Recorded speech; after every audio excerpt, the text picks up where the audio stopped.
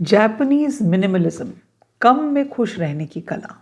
नमस्कार दोस्तों, आज हम बात करेंगे एक ऐसे जीवन शैली के बारे में जो आज के भागदौड़ भरे जीवन में शांति और संतुष्टि कैसे ला सकते हैं, उसके बारे में बात करती है।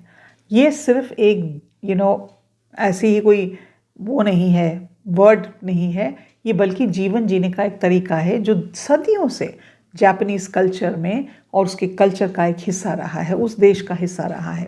इससे पहले हम आगे बढ़ें, मैं आपको ये बताना चाहती हूँ कि मैं 17 तारीख को सुबह 9:30 से 10:30 बजे एक लाइव सेशन कर रही हूँ।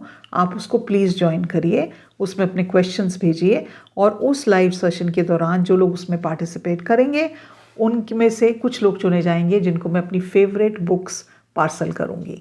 तो it is on 17 May 9:30 to 10:30। Join करना मत भूलिएगा। तो चलिए, जापानीज़ मिनिमलिज्म जो है वो एक जीवन शैली है जिसमें काम हम अपना जो है ऑर्गेनाइज कर सकते हैं, अपनी ज़िंदगी को सादगी में कैसे जी सकते हैं और जीवन में जो ज़रूरी चीज़ें हैं उन पे फोकस करके खुशी कैसे पा सकते हैं। इसका मूल सिद्धांत ये है, कम में अधिक, यानी कि less is more. Japanese culture में, मैं बहुत कई साल जापान में रही, जापानीज़ कल्चर में एक चीज़ मानी जाती है जिसको वो कहते हैं वाबी साबी, जिसका मतलब ये है कि अगर चीज़ें कंप्लीट भी नहीं है तो उसमें सुंदरता है और उस सादगी में और उस इनकम्प्लीटनेस में भी शांति को पाना।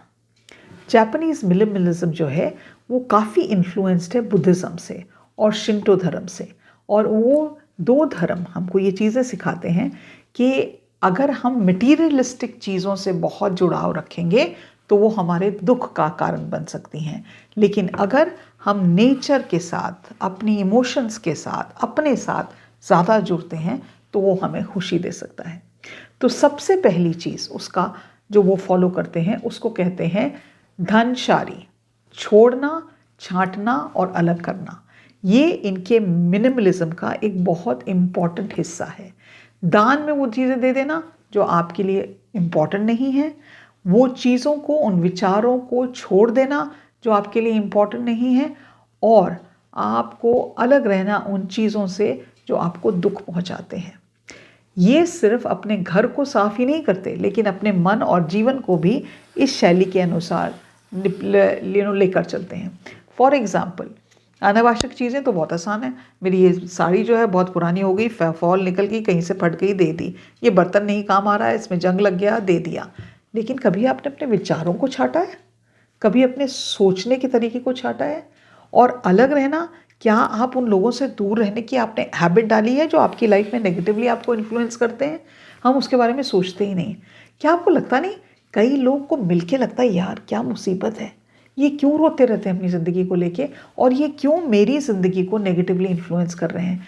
ऐसे लोगों को पहचानने की बहुत ज़्यादा ज़रूरत है, और इनको पहचानने के बाद उनसे दूरी बनाने की बहुत ज़्यादा ज़रूरत है।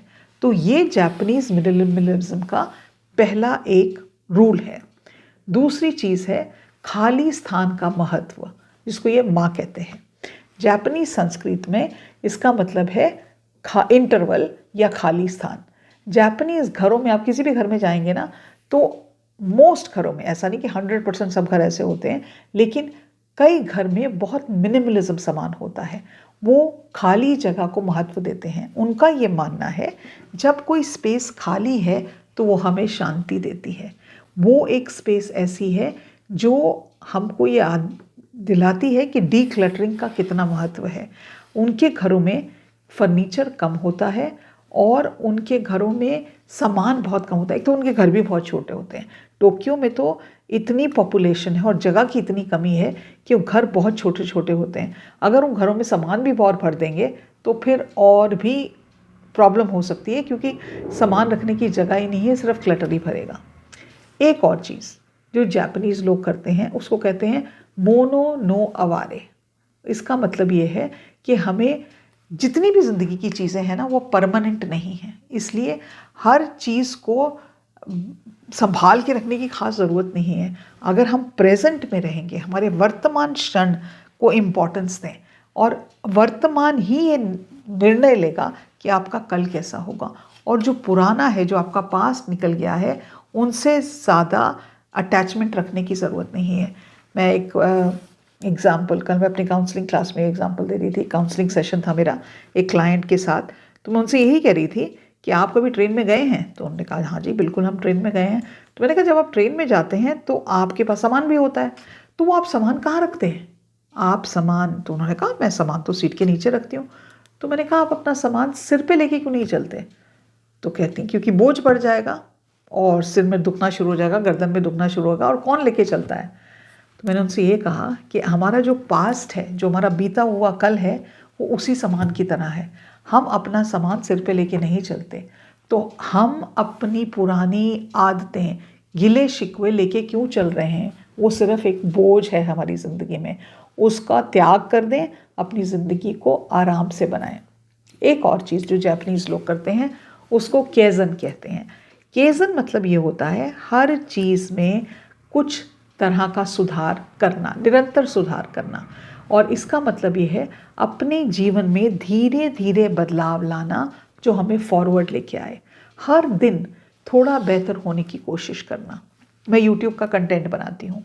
YouTube के कंटेंट में एक कंसेप्ट आता है अपने वीडियो को 1% इम्प्रूव करना।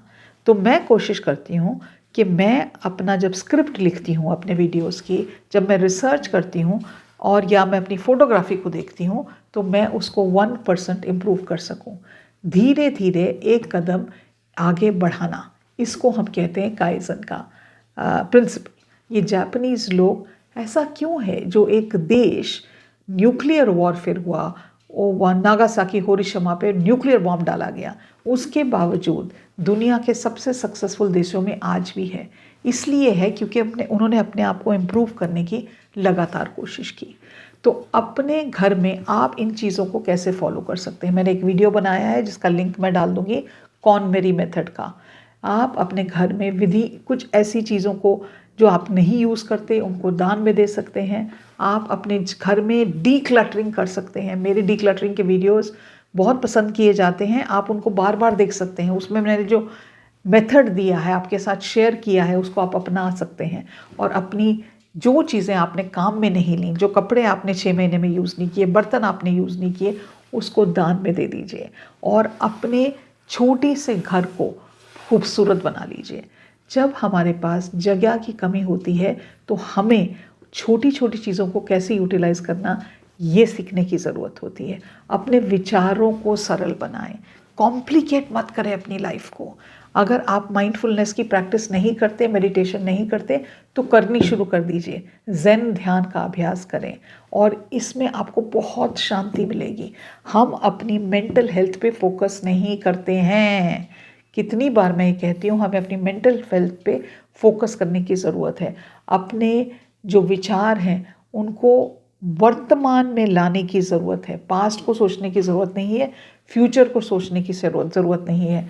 और अपने आपके प्रेजेंट में रहने की ज़रूरत है। जब हम, एक किताब भी आप ले सकते हैं, द पावर ऑफ नाउ करके, एकार्ट टोले की किताब है। फैसिनेटिंग बुक है, बहुत ही पावरफुल किताब है। आप उसको खरीद सकते हैं, हिंदी में भी मिलती है, अन्य भाषाओं में भी शायद अनुवाद होगा, मुझे नहीं पता। इंग्लिश में तो उन्होंने खैर लिखी थी।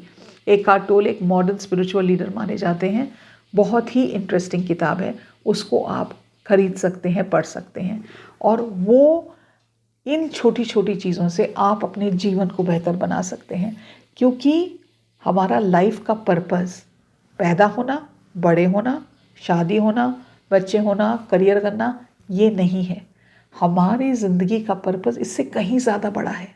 हमको पता नहीं, यही डायलॉग बचपन से सिखाया जाता है। हाँ, पढ़ लो, पढ़ने के बाद नौकरी कर लो, नौकरी करने के बाद शादी कर लेना, शादी करने के बाद बच्चों को पालना है, हस्बैंड का ध्यान रखना है।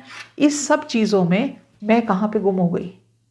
क्या मेरी ज़िंदगी का वजूद इतना ही है कि मैं सिर्फ अपनी ज़िंदगी दूसरों की इर्द गिर्द नाचती रहूं और दूसरों का ही ध्यान रखूं? वो इम्पॉर्टेंट है, मैं अपनी बड़ी खुशी से करूंगी, लेकिन मेरे गोल्स में मुझे आगे कहाँ बढ़ना है? मैं यहाँ क्यों आई हूँ? मेरी ज़िंदगी में मुझे क्या अचीव करना है? मेरी ज़िंदगी का पर्पस क्या है? तो अपनी दिनचर्या को सरल बनाएं।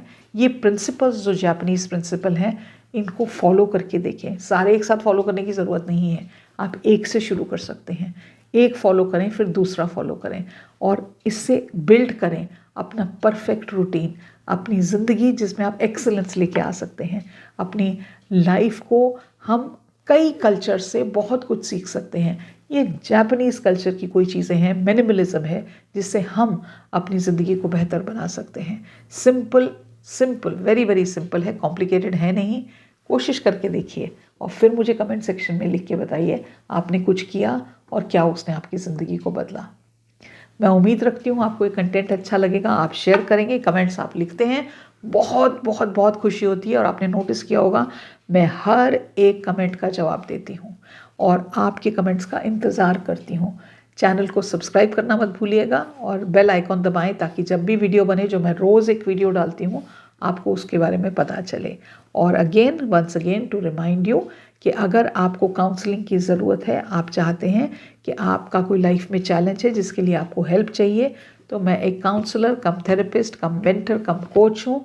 आप मेरे ईमेल आईडी msmarigold108@gmail.com पे लिख सकते हैं और मैं आपके साथ कनेक्ट होंगी, आपको बताऊंगी कि आप व्हाट्सएप पे मुझे कैसे मैसेज कर सकते हैं और फिर हम एक सेशन बुक कर सकते हैं। आज के लिए इतना ही। नमस्कार।